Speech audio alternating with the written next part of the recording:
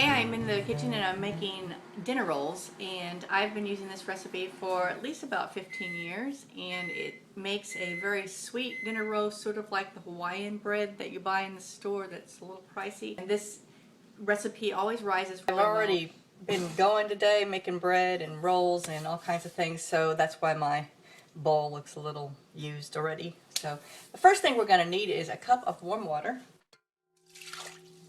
And you're going to need 4.5 teaspoons of yeast, or that equals to 2 of the little packages. I'm going to let this sit for 5 minutes until it gets frothy, and then we'll... Okay, the next thing we're going to need is a 1/2 cup of sugar and a teaspoon of salt.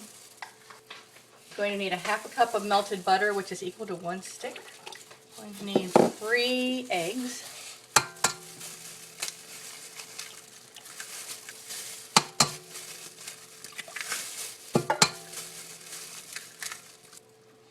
I'm going to get that started on low while I get my flour.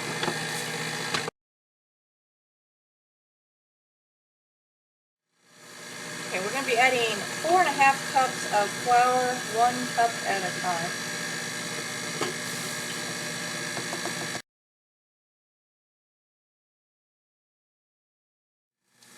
Before I add that last 1/2 cup, I'm going to turn it up to make sure I really need it.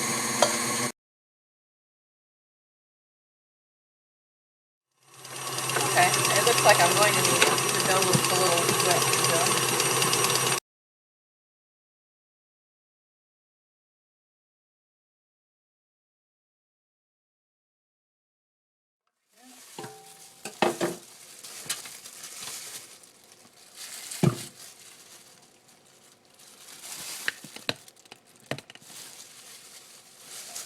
And this dough will be a little bit more doughy, gooey than regular bread dough because of the eggs in there provide a lot of more moisture. And I'm going to scoop it out. If you're not making anything else, you can just leave it in your mixer bowl or whatever bowl you're mixing it in. But I have about 14 other things I'm doing right now, so with the mixer. So I'm just going to make sure I'm getting all of the bits off the side here.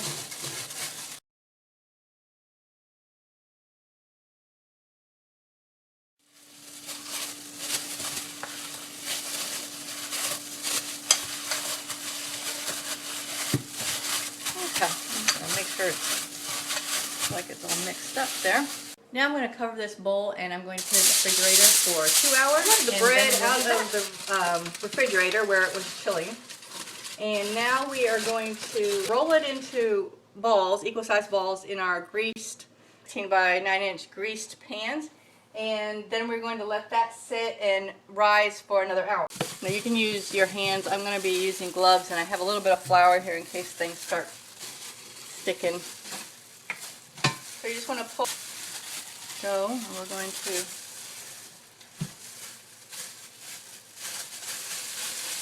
I usually say I start out with my gloves, and then I usually end up going to my hands here.